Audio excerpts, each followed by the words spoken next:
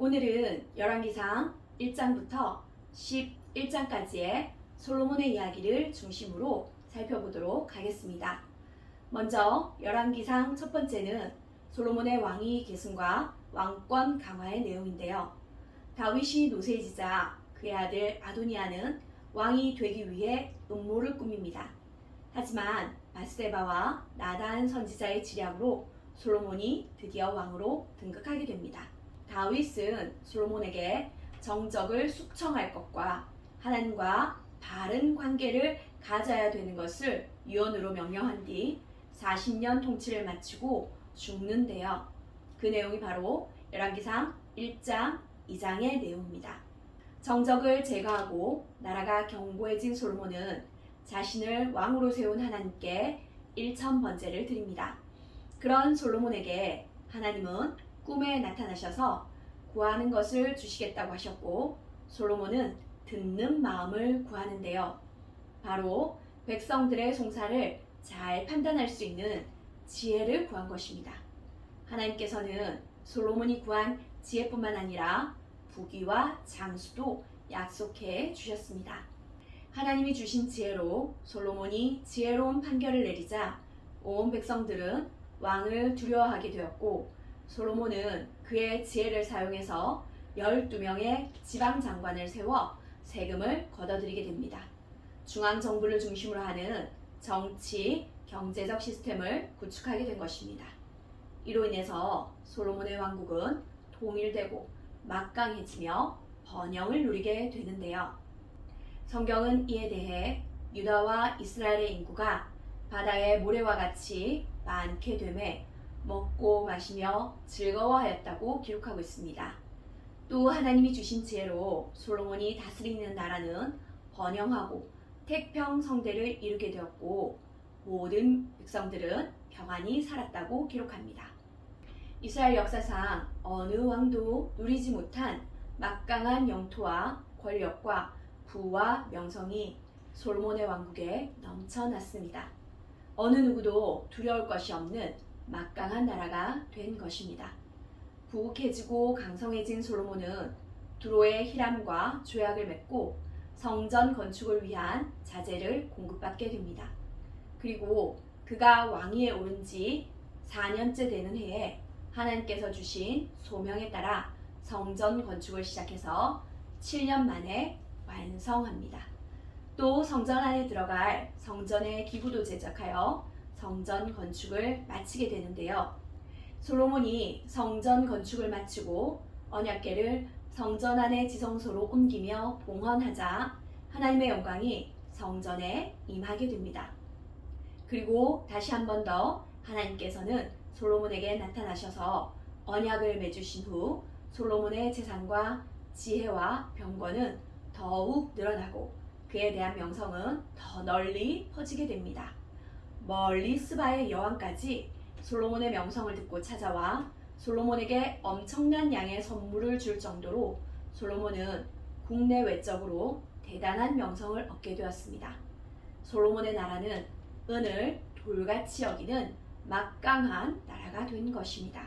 그런데 문제는 솔로몬이 하나님이 주신 복과 은혜를 저버리게 된 것입니다. 하나님께서 금하신 나라들로부터 아내를 택하고 그들을 따라 다른 신을 섬기는 우상 숭배에 빠지게 되었습니다. 이에 대해 하나님께서는 진노하셔서 그의 나라를 빼앗아서 솔로몬의 신하에게 주겠다고 말씀하십니다. 다윗과의 언약에 신실하신 하나님께서는 솔로몬이 살아있을 동안은 이 일을 허락지 않겠다고 하셨지만, 그의 생전에 에돔 사람 하닷이 솔로몬의 대적이 되었습니다. 또 엘리아다의 아들 르손이 다메섹에 가서 왕이 되어서 솔로몬 평생의 대적이 되었습니다. 또 솔로몬의 신하 느밧의 아들 여로보암은 솔로몬을 대적하다가 애굽으로 피신하여 솔로몬이 죽을 때까지 거기에 머물게 됩니다. 승승장구하던 솔로몬의 통치는 11장에 와서 급격히 꺾이면서 솔로몬의 죽음으로 끝을 맺게 됩니다. 지혜의 왕 솔로몬, 하나님을 사랑했던 솔로몬이 어떻게 우상 숭배에 빠져서 안타까운 종말을 하게 되었을까요? 솔로몬이 나이가 많이 들어서 그의 지혜가 어두워져서 그런 걸까요? 아닙니다. 솔로몬이 우상 숭배에 빠지게 된 것은 그가 나이가 많이 들어서 하루아침에 일어난 일은 아닙니다. 11장에서 솔로몬은 하나님께서 금지하신 모압, 암몬, 에돔, 시돈, 헷의 여인을 사랑했다고 성경은 말합니다. 그가 700명의 후궁과 300명의 첩을 거느리며 그 여자들에게 완전히 미혹되어서 그의 마음이 여호와 하나님 앞에서 온전하지 못한 것을 지적하지만 실제로 그의 타락은 솔로몬 집권 초기부터 시작된 일이었습니다. 솔로몬은 그의 정치적 계산에 따라 애굽과 정략 결혼을 합니다. 결혼 예물로 겟세를 받아 건축하게 되고 자신의 궁전을 지으면서 바로의 딸을 위해 자신의 궁전과 같은 그런 궁전을 지어줍니다. 이런 시작이 그의 말년에 완전히 하나님께로부터 등을 돌리고 우상 숭배에 빠지게 된 원인이 된 것입니다. 또한 솔로몬은 하나님이 자신에게 주신 사명인 성전 건축을 하면서 성전 건축보다 자기 왕궁 건축에 더 마음을 썼다는 것을 우리는 알 수 있습니다. 솔로몬 집권 4년 차부터 시작된 성전 건축은 7년 만에 완공됩니다. 그리고 성전보다 규모가 2배나 더 큰 왕궁을 성전 건축 기간의 약 2배의 기간인 13년 동안 건축합니다. 솔로몬은 성전을 건축한 후 바로 하나님께 봉헌한 것이 아니라 자신의 궁전을 다 지은 후 솔로몬은 성전을 봉헌한 것이죠. 그래서 열왕기상 6장과 7장의 성전 건축 이야기 사이에 솔로몬의 왕궁 건축 이야기가 등장하는 것입니다.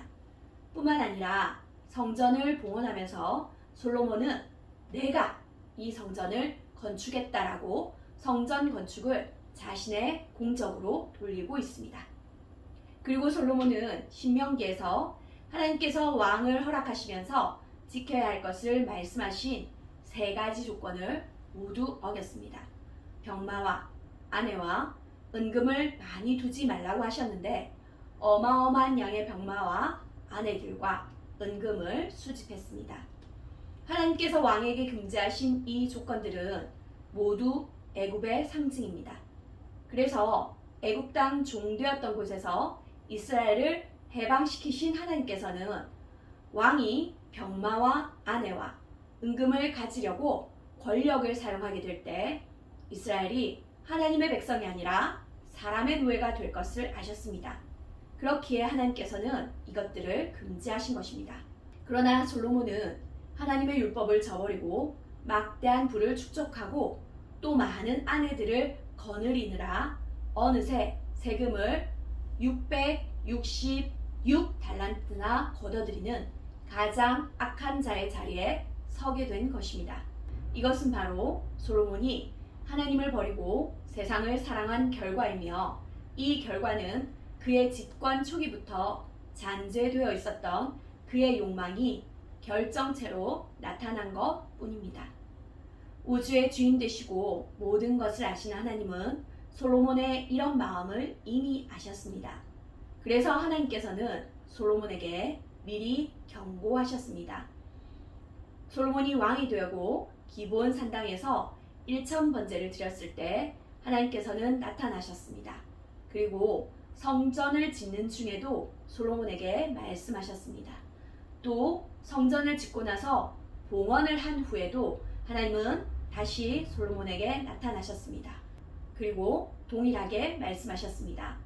내가 만일 내 아버지 다윗이 행한 것과 같이 행하면 다윗과의 언약한 대로 솔로몬과 그의 자손들의 왕위를 경고히 하겠다고 말씀하셨습니다.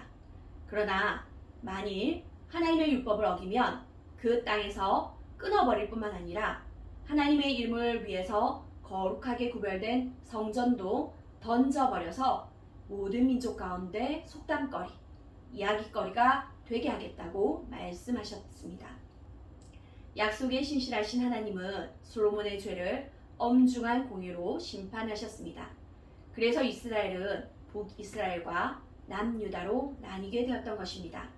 그리고 솔로몬을 통해 배우지 못한 북이스라엘과 남유다의 왕들의 죄로 인해 북이스라엘은 모두 흩어져 버리고 남유다는 바벨론 포로로 끌려오게 된 상황이 된 것입니다.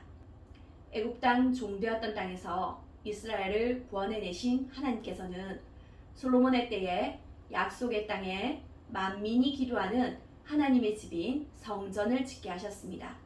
그래서 이스라엘이 열방을 위한 제사장 나라가 되는 복을 베푸셨습니다. 그런데 그 복된 일을 감당하라고 주신 지혜와 부와 능력은 솔로몬이라는 인류 역사상 가장 지혜로운 왕을 타락의 길로 이끌었습니다. 그의 마음이 하나님께 온전하지 못했기 때문입니다. 사랑하는 성도님들, 솔로몬의 행적이 적힌 열왕기상 1장부터 11장까지 묵상하시면서 우리 안에 숨겨진 하나님께 온전하지 못한 마음을 발견하게 되는 저와 여러분 되시기를 소원합니다. 그래서 정말 온전하고 깨끗한 마음으로 하나님만을 사랑하고 하나님의 계명에 충실함으로 하나님이 주시는 복과 은혜를 귀하게 감당해서 하나님을 끝까지 기쁘시게 하는 저와 여러분 되시기를 축복합니다. 함께 기도하시겠습니다. 하나님을 사랑하는 자에게 천대까지 복을 베풀기를 기뻐하시는 하나님 아버지, 솔로몬의 행적을 통해 하나님만 사랑하지 않고 다른 것에 마음을 주기 시작하면 어떤 일이 일어나는지를 보게 하셔서 감사합니다. 악은 그 모양이라도 버리라고 하신 하나님 아버지, 우리 안에 여전히 감추어져 있는 은밀한 탐심과 욕망들을 이번 열왕기상 묵상을 통해 깨닫게 하여 주셔서 온전히 버리고 회개하게 하여 주시옵소서. 정결하고 온전한 마음으로 하나님만 사랑하며 하나님의 말씀에 충실한 삶을 끝까지 살아갈 수 있도록 우리를 붙들어 주시기를 간절히 소원하며 살아계신 예수 그리스도의 이름으로 기도드립니다. 아멘.